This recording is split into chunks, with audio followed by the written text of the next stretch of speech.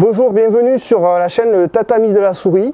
Aujourd'hui, je vais avoir le plaisir d'inviter Jean-Michel Lavedan, qui est un passionné de la préparation mentale, et nous allons discuter avec lui sur plusieurs épisodes, avec des questions que j'ai préparées à cet effet, et remettre ça dans le cadre du judo.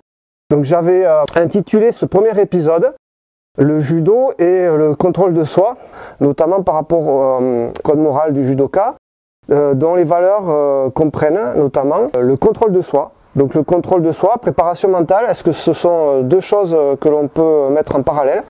Le contrôle de soi que l'on traduit par se maîtriser lorsque monte la colère, est-ce que c'est une bonne définition? Est-ce que le judo nous prépare à la préparation mentale de lui-même, ou est-ce que c'est une activité que l'on peut pratiquer en parallèle? Donc je vais demander à Jean-Michel de se présenter et de nous donner la définition, une définition de la préparation mentale. Bonjour Jean-Michel.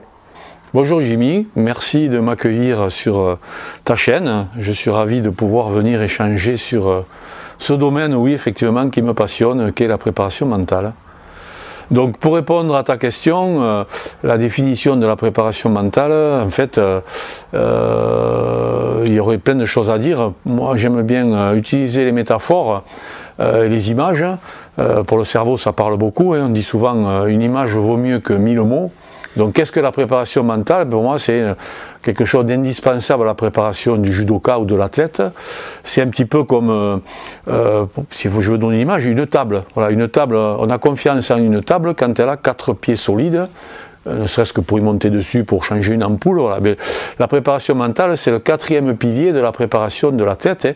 Il y a sa préparation technique, sa préparation physique, sa préparation tactique, et souvent il manque, dans le sport français depuis longtemps, la préparation mentale. Et pourtant, on sait que tout vient du cerveau, c'est le cerveau qui ordonne au corps, de façon consciente ou inconsciente. Donc aujourd'hui, pour moi, c'est primordial de privilégier la préparation mentale, puisque c'est celle qui permet au judoka ou à l'athlète d'exprimer son plein potentiel.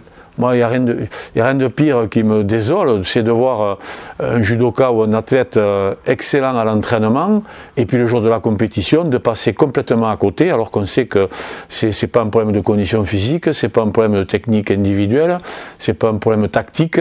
Voilà, c'est dans la tête, il se passe des choses. Moi, j'appelle ça des interférences négatives, bien sûr, qui font que il peut pas s'exprimer à son plein potentiel, alors que sa valeur intrinsèque, on sait qu'il vaut bien plus que ça, à tous les niveaux, dans sa pratique de judo, et le jour de la compé, il passe à côté. Voilà. Donc la préparation mentale est là, au travers de la connaissance de soi et de l'utilisation de certains outils, pour permettre justement au judoka de maîtriser, pour moi c'est un mot-clé, comme tu l'as dit, dans le contrôle de soi, maîtriser la totalité de son comportement pour qu'il soit le plus efficient possible pendant chaque seconde que va durer son combat sur le tatami. D'accord.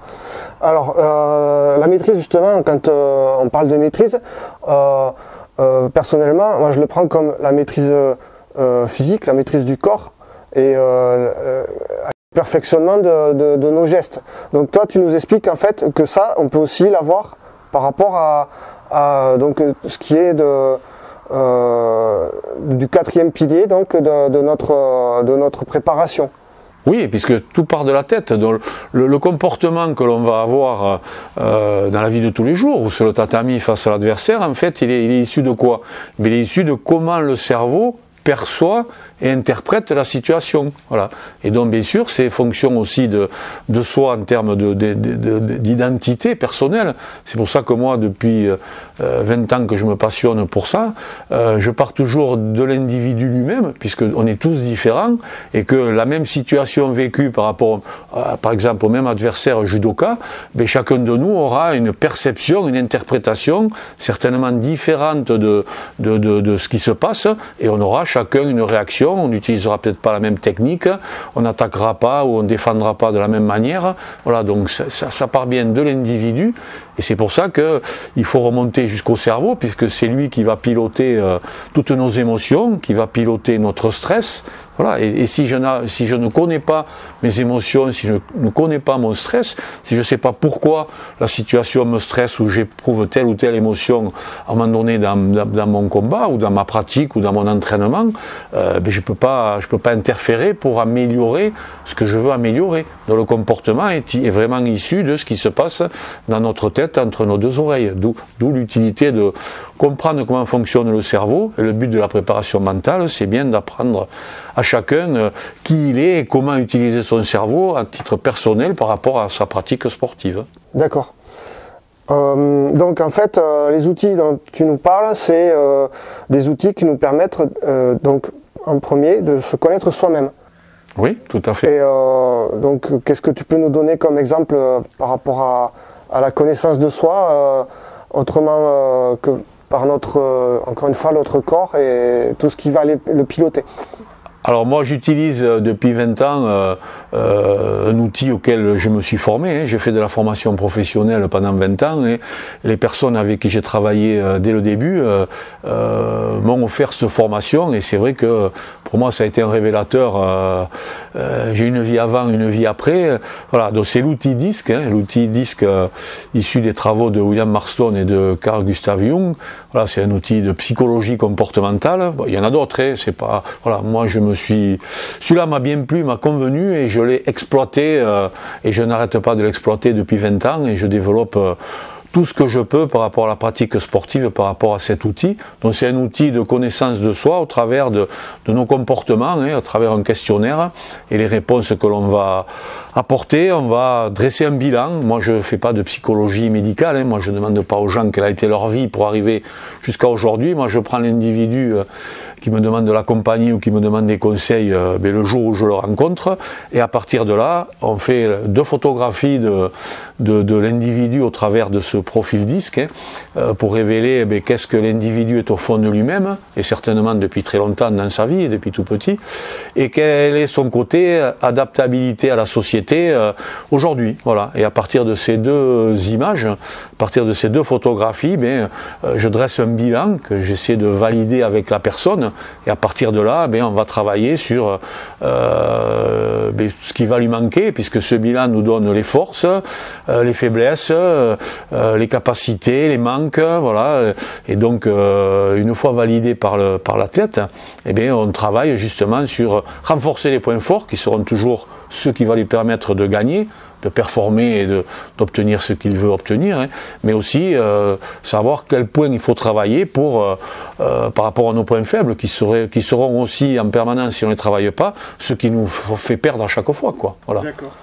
Ok, très bien. Donc pour cette première vidéo, je pense que tu nous as donné déjà des bons repères pour définir ce qu'est la préparation mentale, la connaissance de soi, la création d'objectifs, des outils pour nous permettre d'évoluer, notamment cet outil DISC. Je te propose de revoir en détail un peu plus ce que c'est que cet outil que j'ai pu expérimenter puisque tu as fait mon profil dans la prochaine vidéo. Merci. À bientôt pour la prochaine vidéo. Merci de votre écoute et donc n'hésitez pas à vous abonner à la chaîne et à commenter et donc au revoir. Merci Jean-Michel. Je te propose de cliquer sur la souris.